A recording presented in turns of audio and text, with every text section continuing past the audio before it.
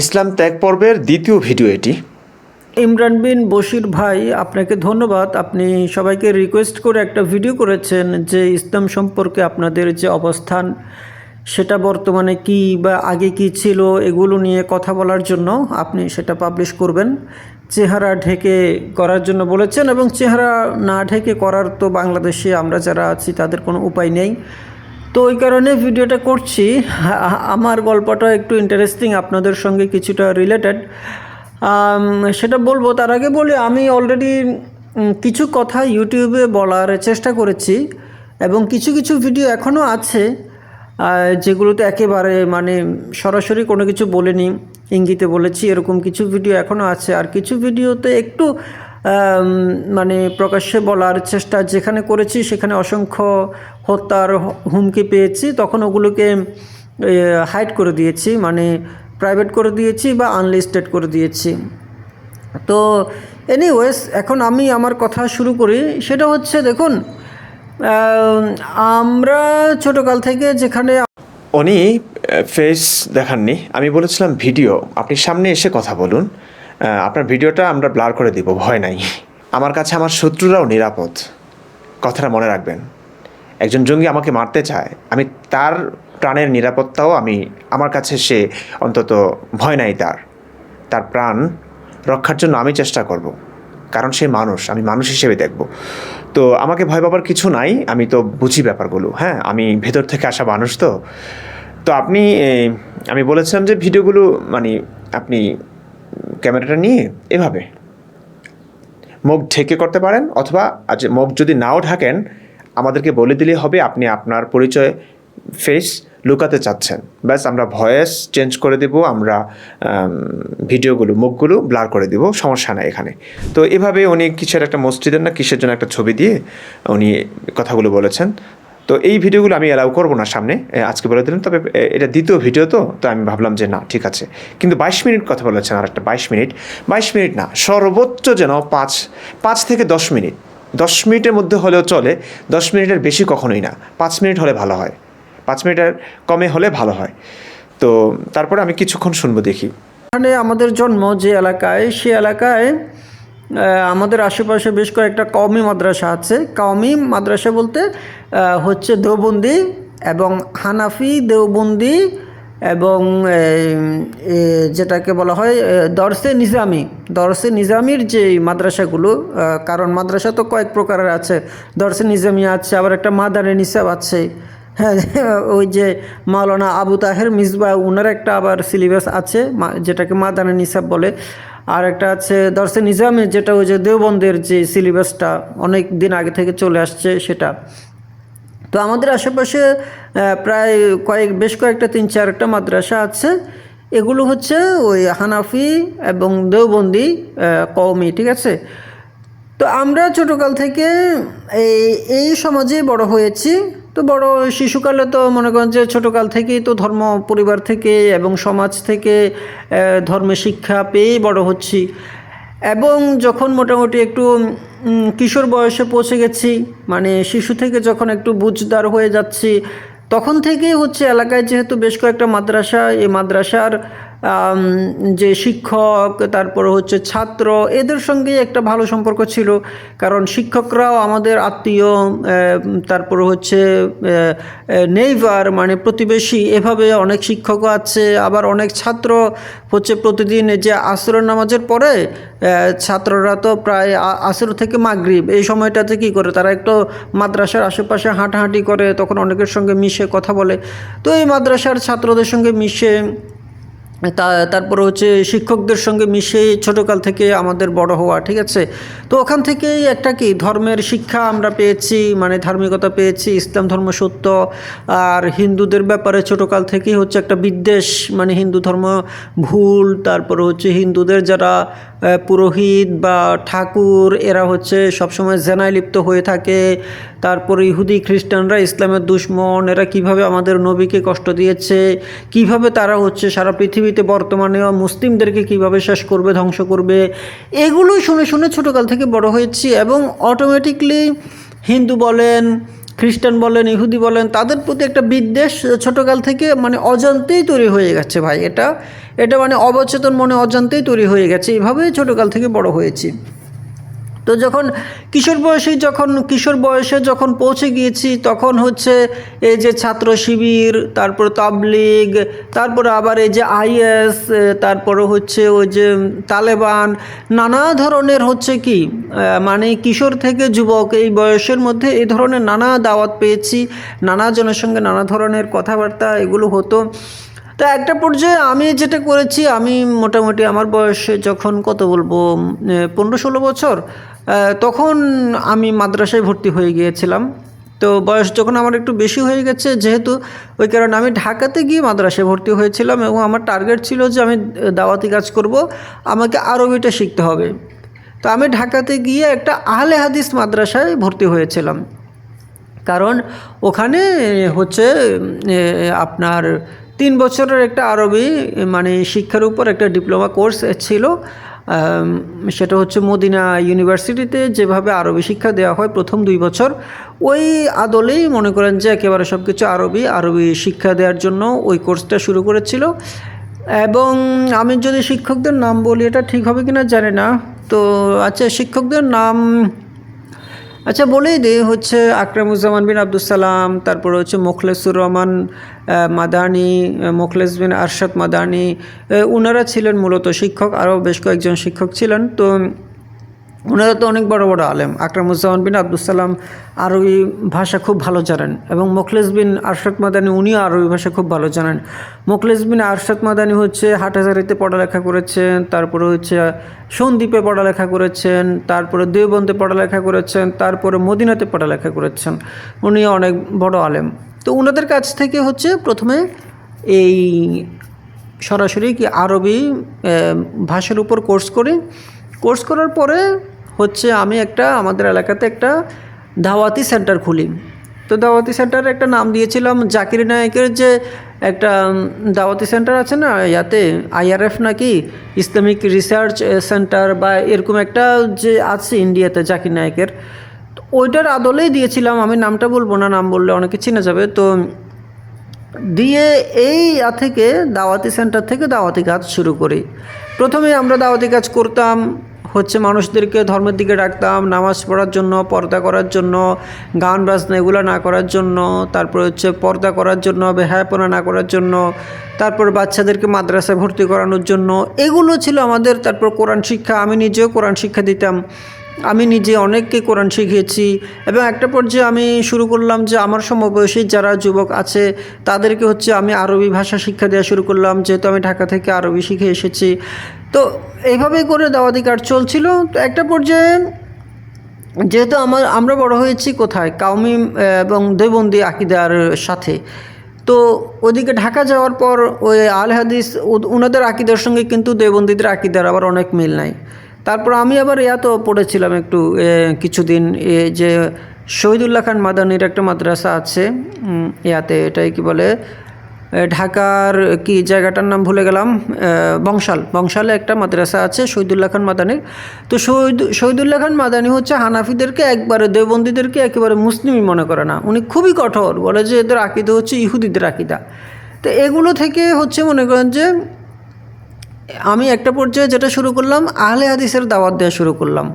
মানে তাবিজ দেওয়া শিরিক, তারপরে হচ্ছে এটা বেদাত, এটা শিরিক, এই ধরনের মানে সহি আকীদার যে একটা আহলে হাদিসদের এবং সালাফিদের যে একটা দাওয়াতি, ওই দাওয়াতটা আমি গ্রহণ করা শুরু করি। তো ওই দাওয়াতটা আমি যখন গ্রহণ করি তখন আমার দেখা দেখি আমাদের এলাকাতে হচ্ছে যারা বিশেষ করে জেনারেল শিক্ষিত যে সকল ছেলেরা আছে তারা এটাকে লুপে নেয়, এবং দেখা যায় যে কি এটার সংখ্যাটা অনেক বেশি হয়ে যায়। তো এটা ছিল কীরকম, সবাই হচ্ছে জোরে আমিন বলতো, তারপরে হচ্ছে জোরে আমিন বলা এটা ভালো, তারপর রাফুল ইয়েদান করা প্রত্যেকবার রুকুতে যাওয়ার আগে, রুকু থেকে ওঠার আগে, তারপর হচ্ছে তাবিজ শিরিক, তারপর এটা বেদাত, এই দাওয়াতটা যখন আমরা এলাকাতে দেওয়া শুরু করলাম তখন তারপর হচ্ছে তারাবির নামাজ 8 রাকাত, হ্যাঁ ঠিক আছে, এই শবে বরাত বেদাত, এগুলো যখন শুরু করলাম তখন হলো কি এই দেওবন্দিরা মানে আমাদের এলাকাতে যে মাদ্রাসাগুলো আছে এই দেওবন্দি মাদ্রাসাগুলো যারা হুজুর আছে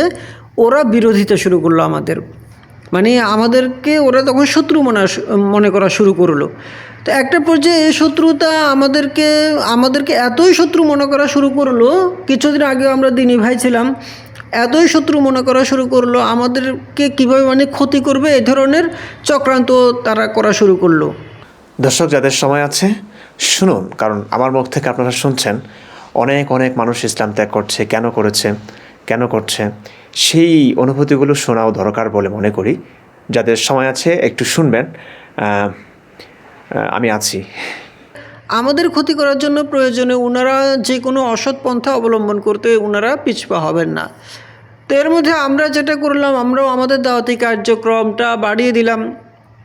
আমরা হচ্ছে এই যে আব্দুর রাজ্জাক বিন ইউসুফ, মুজাফর বিন মহসিন, আসাদুল্লাহ গালেব, ওনাদের সঙ্গে একটা যোগাযোগ করতাম। ওনাদেরকে বলতাম যে আপনারা বলছেন এগুলো সহি আকীদা, এগুলো আমরা যখন এগুলো নিয়ে দাওয়াতি কাজ করছি, জাকির নায়েকের বক্তব্য, তারপরে হচ্ছে আব্দুর রাজ্জাক বিন ইউসুফের বক্তব্য, এগুলো যখন আমরা মানুষদেরকে শোনাতাম, তখন আপনি হয়তো জানেন কিছুদিন বাংলাদেশে 2015-16 বা এই সময়ে একবার হয়েছে জাকির নায়েকের বিরুদ্ধে কিন্তু সারা দেশে সবাই ফুঁসে উঠেছিল, মানে মোল্লারা।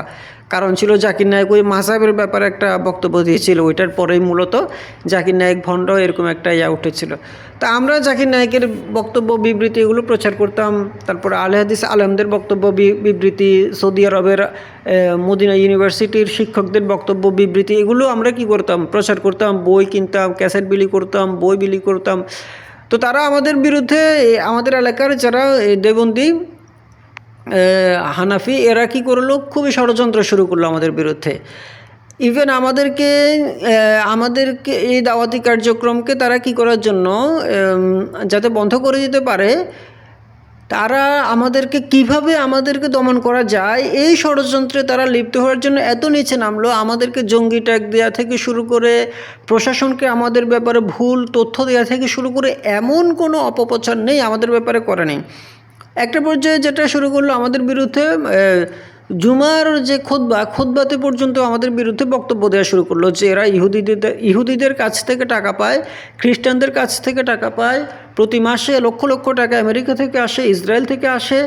তো এদেরকে আপনারা সবাই কী করুন, প্রতিরোধ করুন, এদেরকে সবাইকে আপনারা দমন করুন। এভাবে জুমার খুতবা থেকে বক্তব্য আসা শুরু হলো। তখন পুরো উপজেলা একটা থমথমে অবস্থা হয়ে গেল, মানে সবার মুখে মুখে এগুলো আলোচনা যে কি শুরু হলো, কি আলে হাদিস বের হয়েছে, এরা এতদিন আমরা যা করেছি সেগুলোকে ভুল বলে, ঠিক আছে। তো এইভাবে একটা উত্তেজনাকর পরিস্থিতি। তো একটা পর্যায়ে যেটা হলো, আমরা কি করলাম, একবার একটা মাহফিল করার উদ্যোগ নিলাম। মাহফিল করব কাকে দিয়ে, আমরা আলেম ঠিক করলাম হচ্ছে ডক্টর মনজুর ইলাহি, তারপরে করলাম শায়েখ মোহাম্মদ সাইফুল্লাহ মাদানী, তারপর হচ্ছে আকরামুজ্জামান বিন আব্দুস সালাম, তারপরে করলাম যে মোখলেস বিন আরশাদ মাদানী, তারপরে শেখ আব্দুল নূর তুষার, তারপরে করলাম মুজাফর বিন মহসিন। এইভাবে করে সালাফি এবং আলে হাদিস বড় বড় আলেম প্রত্যেকে হচ্ছে ডক্টরেট করা, এমন আলেমদেরকে নিয়ে আমরা একটা মাহফিল করার উদ্যোগ নিলাম আমাদের স্থানীয় যে বাজার আছে ওখানে। তা আমরা প্রথমে বাজার কমিটির কাছ থেকে অনুমতি নিলাম, বাজার কমিটি আমাদেরকে অনুমতি দিল। দেওয়ার পর আমরা যখন লিফলেট বানালাম, তখন এই আলে হাদিস দেবন্দি হানাফি দেবন্দিরা হচ্ছে এতই তেলে বেগুনে জ্বলে উঠলো যে এটা কোনোভাবে হতে দিবে না আমাদের এই মাহফিলটা। এবং তারা এটাকে এত বড় থ্রেট মনে করলো যে তারা বিশাল কাণ্ড ঘটিয়ে ফেললো। তারা পুরো উপজেলা না, শুধু এটা পুরো জেলাতে ওরা ফোন করে জানিয়ে দিয়েছে, এমনকি পুরো জেলা না, পুরো বাংলাদেশে এটা জানিয়ে দিয়েছে। ঢাকাতে ওই যে শেখ লুৎফর ফরাইজি একটা আছে, শেখ বা মাওলানা লুৎফর রহমান ফরাইজির সঙ্গে যোগাযোগ করেছে যে আমাদের এলাকাতে এরকম কিছু যুবক তৈরি হয়েছে, প্রায় 200-300 হবে, এরা হচ্ছে দাওয়াতি কাজ করে, আলে হাদিস সালাফিদের এরা এখন একটা মাহফিলের আয়োজন করেছে। এখানে এই মাহফিলের মধ্যে যেই সকল হুজুরদেরকে আনা হচ্ছে এরা সবাই বড় বড় আলেম, এখন এটাকে প্রতিরোধ করতে হবে। ওই সময় আবার লুৎফর রহমান ফরাইজিও কিন্তু সারা দেশে চষে বেড়াচ্ছে আলে হাদিস সালাফিদের বিরুদ্ধে এবং জামাতিদের বিরুদ্ধে, ঠিক আছে। তো এখন লুৎফর রহমান ফরাইজি, তারপরে মাওলানা আব্দুল মালেক, ওই যে বসুন্ধরা যে মাদ্রাসা আছে ঢাকাতে, আব্দুল মালেক ওনাদের সঙ্গে পর্যন্ত যোগাযোগ করলো। তারপরে চট্টগ্রামে হচ্ছে ষোলকবহর মাদ্রাসা, পটিয়া মাদ্রাসা, হাটহাজারী মাদ্রাসা, নানুপুর মাদ্রাসা, তারপরে ফটিকছড়ি, এগুলোতে যোগাযোগ করলো। সবাই বললো যে যত টাকা লাগে যেভাবে হোক এটাকে পণ্ড করতে হবে। তো কীভাবে পণ্ড করতে হবে, তখন ওরা কি করলো, ওরা তো সংখ্যায় বেশি এবং ওরা হচ্ছে মানে কি বলবো, আমরা হচ্ছে ছোট ছোট যুবক, ঠিক আছে, আর ওরা হচ্ছে বয়স্ক। তা আমাদের কথা তো অনেকে বেশি মূল্যায়ন করে না। ওরা এত এটাকে প্রতিরোধ করার জন্য এমনভাবে ব্যবস্থা নিল, ওরা এই মনে করেন যে এক এক মাদ্রাসার প্রিন্সিপাল, তারপরে হচ্ছে ইমাম, খতিব, ওরা গিয়ে যখন দাঁড়ায় কোনো জায়গায়, সেখানে তো আমাদেরকে কেউ মূল্যায়ন করে না, তাই না?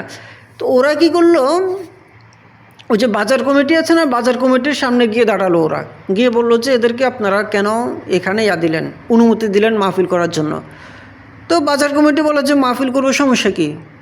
বলে যে না, সমস্যা আছে, এরা অন্য আকিদার মানুষ, এটা এখানে মাহফিল হতে দেওয়া যাবে না। তখন বাজার কমিটি বলে যে আমরা তো অনুমতি দিয়ে দিয়েছি। তখন ও বাজার কমিটিকে চাপ দিল যে আপনি একই দিনে আমাদেরকে অনুমতি দেন। তখন একটা সমস্যা হয়ে গেল না? বাজার কমিটি বলে যে একই দিনে একই স্থানে দুইজনকে, দুই গ্রুপকে কীভাবে অনুমতি দেওয়া যায়? ওরা বললো যে না, দিতে হবে। তখন বাজার কমিটি যেটা করলো, ওদের চাপে ওদেরকে অনুমতি দিয়ে দিল। আর আমাদের অনুমতির ব্যাপারটা বাজার কমিটি অস্বীকার করতে লাগলো। বাজার কমিটি বলে যে না, ওদেরকে আমি অনুমতি দেয়নি, ঠিক আছে। ইভেন কি বাজার কমিটির যে সভাপতি, সে কী করলো, মানে যেদিন এটা নিয়ে যেহেতু একটু উত্তেজনা দেখা দিল, তখন সে কী করলো, পালিয়ে চলে গেল একবারে, মানে এলাকা থেকে পালিয়ে অন্য শহরে চলে গিয়েছে, যেহেতু উত্তেজনা দেখা দিয়েছে। তখন ওরা বাজার কমিটিকে চাপ দিয়ে ওরাও অনুমতি নিল। নেওয়ার পর ওরা কী করলো, আমাদের যেখানে মাহফিল হওয়ার কথা ওখানে তারা আগে থেকে মাহফিলের প্যান্ডেল বানিয়ে ফেললো এবং তারা উপস্থিত হচ্ছে কী করলো, ওই যে লুৎফর রহমান ফরাইজি এসে অনেকজনকে অতিথি করে তারাও উপস্থিত লিফলেট বানালো। লিফলেট বানিয়ে তারাও মাইকিং শুরু করলো, ঠিক আছে, যে অমুক দিন মানে একই ডেটে এখানে মাহফিল হবে ওদের। এবার ঘটনাটা কি হলো, এটা এবার আমাদের ওই এলাকার যে এমপি সাহেব, এবং উনি আবার মন্ত্রীও ছিলেন, এটা শেখ হাসিনা সরকারের আমলের কথা। তো উনার কাছে গেল যে এখানে দুই গ্রুপ একই জায়গায় মাহফিলে ডাক দিয়েছে। তো মন্ত্রী সাহেব কী করলেন, থানায় ফোন করলেন। থানায় ফোন করে বললেন যে এখানে উত্তেজনা হতে পারে, এটা কি করো, নিরসন করো, যাও। তখন পুলিশ এসে আমাদেরকে ডাকলো এবং ওদেরকে ডাকলো। তা আমরা পুলিশের কাছে গেলাম, কিন্তু ওরা আসে নাই। ওরা বলে যে আমরা যাব না পুলিশের সামনে, পুলিশের কাছে আসে নাই। কিন্তু ওদের তো লোকবল বেশি, বুঝছেন, ওরা পুরো, কারণ এতগুলো মাদ্রাসা পুরো এলাকা থেকে এবং পুরো উপজেলা পুরো এবং কি ওই জেলা থেকে বিভিন্ন জায়গা থেকে মাদ্রাসা থেকে প্রায় 2-3 হাজার ছাত্র চলে এসেছে ওই এলাকায় দখল নেওয়ার জন্য। তো পুলিশ কি করবে, এতগুলো ছাত্রের সঙ্গে তো পুলিশ আর যেতে পারবে না। পুলিশ হচ্ছে কয়েকজন, হয়তো 20-50 জন। তো তখন যেটা ঘটনা হলো, তখন মন্ত্রী সাহেব বললেন যে একটা কাজ করো, এখানে 144 ধারা জারি করে দাও যে এখানে কোনো মাহফিলই হবে না। 144, তখন 144 হয়ে গেল পুরো এলাকাতে। কিন্তু এর পূর্বে কখনো ওই এলাকাতে 144 হয়নি, ঠিক আছে। যে এলাকায় 144 হয়েছে ওই এলাকায় এর পূর্বে কখনো 144 হয়নি, এবং এত পরিমাণ পুলিশ এর আগে কখনো আসেনি। পুরো উপজেলাতে এটা একটা থমথমে অবস্থা হয়ে গেল। তো এই যে একটা ত্যাক্ত অভিজ্ঞতার আমি শিকার হলাম দাওয়াতি কাজ করতে গিয়ে, তখন নিজের মনের মধ্যে আস্তে আস্তে বিভিন্ন প্রশ্ন জাগা শুরু হলো। এর আগে কিন্তু এভাবে কখনো প্রশ্ন জাগেনি, নিজের বিবেককে কখনো জিজ্ঞাসা করেনি। তখন তো ভাবতাম যে ইসলাম সত্য, আল্লাহ সত্য, কোরআন সত্য, হাদিস সত্য।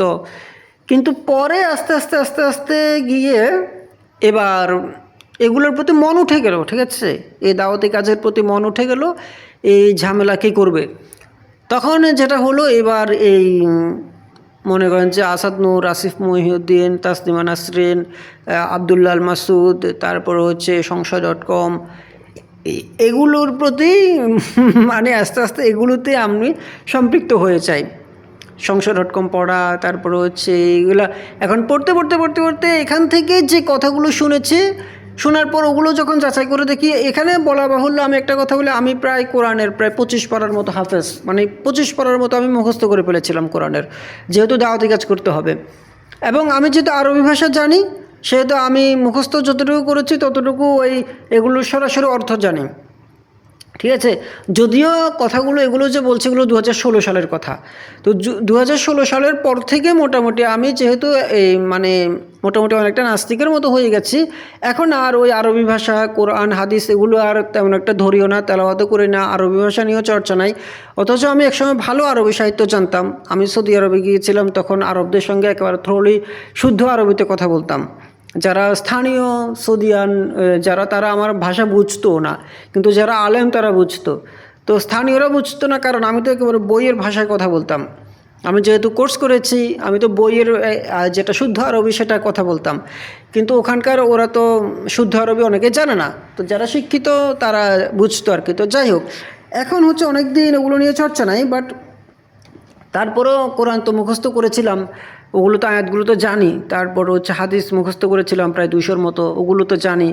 তো ওখান থেকে অনেক কিছু জানি, অনেক কিছু আগে থেকেও কিছু কিছু সংশয় ঢুকেছিল। যখন কোরআন পড়তাম, যখন ইমানদার ছিলাম, তখনও কোরআনের কিছু কিছু আয়াত একটু খটকা লাগতো, যে কি কোরআনে কীভাবে মানুষকে অবজ্ঞা করে, তারপর হচ্ছে বিভিন্ন প্রাণীদেরকে অবজ্ঞা করে, শ্রেণীবিন্যাস করে, মানে কোরআনে কিছু অনেক কিছু তখনও লাগতো, কেমন লাগতো, বাট লাগলেও হচ্ছে তখন ওইভাবে চিন্তা করতাম না আর কি। এনিওয়েজ, তো একটা পর্যায়ে হতে হতে হতে হতে এখন মানে আমার সবচেয়ে বেশি রাগ হচ্ছে আল্লাহর প্রতি, যে আল্লাহ যদি মানে আমার এখন অবস্থা হচ্ছে, দেখেন, যে স্রষ্টা বলে কেউ আছে কি নাই জানি না, থাকতেও পারে নাও থাকতে পারে, থাকলেও প্রবলেম নাই, না থাকলেও প্রবলেম নাই। তবে কোরআনের যে আল্লাহ, সেই আল্লাহ কোনোভাবেই সত্য হতে পারে না। একসময় সবসময় মনে মনে দোয়া করতাম, আল্লাহুম্মা লা কি আল্লাহুম্মা মুকাল্লিবাল কুলুব লা তুকাল্লিব কুলুবানা আলা তোয়াতিকা, এরকম একটা দোয়া মুখস্থ করেছিলাম, ভুলে গেলাম, মিন তোয়াতিকা নাকি আলা তোয়াতিকা, এরকম একটা দোয়া মুখস্থ করেছিলাম, আল্লাহুম্মা মুকাল্লিবাল কুলুবি লা তুকাল্লিব কুলুবানা, এরকম একটা দোয়া সবসময় পড়তাম, ঠিক আছে। সেই মানে কলবকে কীভাবে যে আল্লাহ পরিবর্তন করে দিল। এখন সবসময় যে কোরআন তেলাওয়াত করতাম, সবসময় যে আজানের আওয়াজকে সবসময় এত ভালো লাগতো, এখন সেই আজান বিরক্তের কারণ হয়ে গেল। এখন আজান শুনলে কানে গান চালিয়ে দিই। তারপর হচ্ছে কোরআনের এখন যে এই যে বৈপরীত্যগুলো, এগুলো দেখে এখন আল্লাহর প্রতি, মানে কোরআনের যে আল্লাহ, সে আল্লাহর প্রতি এতটাই রাগ আসে যে এই আল্লাহ কোনোভাবে আল্লাহ হতে পারে না, মানে বাস্তবিক আল্লাহ হতে পারে না। উনি নিঃসন্দেহে কোনো স্বৈরাচার, শেখ হাসিনার চেয়েও খারাপ, ঠিক আছে। শেখ হাসিনাকে তো আমরা স্বৈরাচার জানি, কোনো স্বৈরাচার, পৃথিবীতে যত স্বৈরাচার আছে সব স্বৈরাচারের চেয়েও জঘন্য হচ্ছে কোরআনের যে আল্লাহ, সেই আল্লাহ। তো এখন আল্লাহ সম্পর্কে এই হচ্ছে অবস্থান। তো অনেক কিছু বলতে মন চায়, বুঝছেন, যেহেতু কোরআন প্রায় 25 পারা কোরআন মুখস্থ করেছিলাম, হাদিসও মুখস্থ করেছিলাম, এখন অনেক কিছু ভুলে যাচ্ছি। আরবি ভাষা জানতাম সরাসরি, তো এখনও জানি, বাট হচ্ছে অনেক কিছু ভুলে গেছি। আরবি ব্যাকরণ শিখেছি, সাহিত্য শিখেছি, ব্যাকরণের অনেক নিয়ম কানুন এখন ওই হয়তো সরাসরি মুখস্থ আগের মতো বলতে পারবো না, বাট তারপরেও দেখলে কোরআনের একটা আয়াতের তারকিব বা এরাব এগুলো বুঝি, অনেক কিছু এখনও বুঝি। তো কয়েকদিন চর্চা করলে আবার আগের মতো হয়ে যাবে, কিন্তু সময় পাই না, বুঝছেন। তো ইভেন এখন আমি আবার কিছু দাওয়াতি কাজ যে করেছিলাম, দাওয়াতি কাজের মধ্যে আমি 2-1 দিন ওয়াজ মাহফিলও করেছিলাম এই আর দিকে খাগড়াছড়ির ওইদিকে।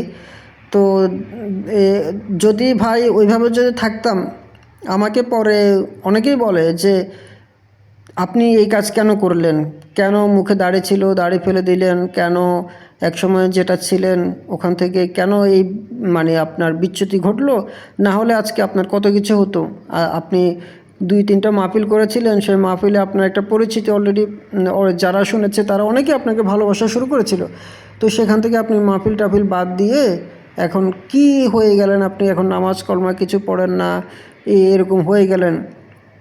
তো ভাই যদি ওইভাবে থাকতাম, বুঝছেন, আজকে অনেক কিছু থাকতো, অনেক কিছু, টাকা পয়সা, বাড়ি গাড়ি নারী সব কিছু থাকতো, কিন্তু সব কিছু থেকে বঞ্চিত হয়েছি, তারপরে আফসোস নাই।